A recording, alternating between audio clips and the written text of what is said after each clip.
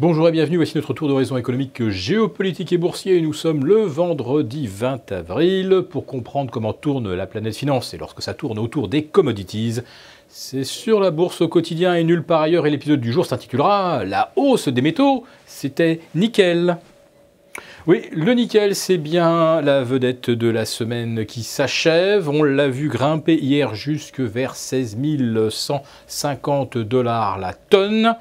Sachant qu'une semaine auparavant, le nickel était à 11 500. Oui, ça fait une hausse assez impressionnante. Elle est liée à l'annonce de nouvelles sanctions contre la Russie et peut-être, mais on n'en a pas encore la certitude, l'interdiction par exemple pour le numéro 1, le numéro 2 mondial Norilsk Nickel d'exporter vers les pays occidentaux. Le géant russe pourrait donc être sanctionné, mais ce sont surtout les constructeurs automobiles qui le seraient, puisque si le nickel s'envole durablement au-delà des 15 000 $ la tonne métrique, ça ne va pas arranger les affaires, par exemple, des constructeurs de voitures électriques et pour les constructeurs de batteries, ça pourrait représenter des surcoûts assez considérables. L'aluminium aussi s'est envolé cette semaine, alors pas autant que le nickel, de 15%, de quoi tout de même renchérir sérieusement les coûts de production des voitures dans le monde, si toutefois la tension actuelle se poursuit. Elle a eu en tout cas une conséquence tout à fait évidente, mais qui a quand même mis du temps à se décanter, c'est la soudaine remontée des taux.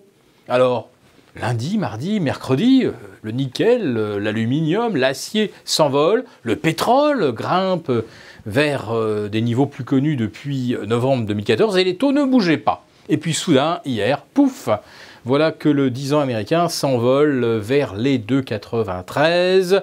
Nos OAT flirtent avec les 0,80. Et les Bund allemands prennent également 8 points de base en une seule séance, ce qui ne s'était pas produit depuis le début du mois de février. Oui, d'un seul coup, hier, il semblerait qu'il y ait eu une prise de conscience que les tensions inflationnistes pourraient ressurgir. Est-ce que cela a ému pour autant les indices boursiers? Nullement, puisqu'hier, le CAC 40 alignait une 6e séance de hausse consécutive, et aujourd'hui, on aura peut-être notre 7e, puisque le CAC 40 est tout simplement inchangé à 5390 points.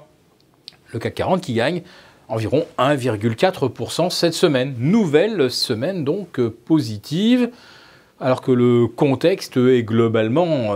on peut dire que ça peut inciter à la prudence, pressions inflationnistes, les tensions géopolitiques restent vives au Proche-Orient. Et puis bien sûr, il y a aujourd'hui la réunion de l'OPEP à Jeddah, où les membres pourraient décider de reconduire pour le long terme les limites de production, ce qui maintiendrait évidemment le pétrole au-delà des 70 $ sur le Brent, au-delà des 65 sur le WTI, et alimenterait ainsi les perspectives inflationnistes. Mais rien de tout ce qui pourrait inciter à la prudence, hausse des matières premières, hausse de l'énergie, hausse des taxes à peu près partout dans le monde, rien de tout cela pour l'instant ne semble pouvoir freiner la hausse des indices boursiers.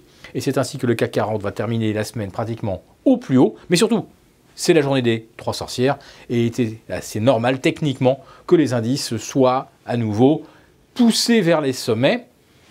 La seule question, c'est pourquoi le CAC 40, au-delà des 5370, n'a-t-il pas vraiment accéléré en direction des 5440? Pourquoi l'Eurostoxx 50, qui a bien débordé les 3475, qui flirte avec les 3005, ne parvient toujours pas à s'envoler vers les 3550? Il y a quelque chose qui ne colle pas dans le scénario. Nous en saurons peut-être plus lundi.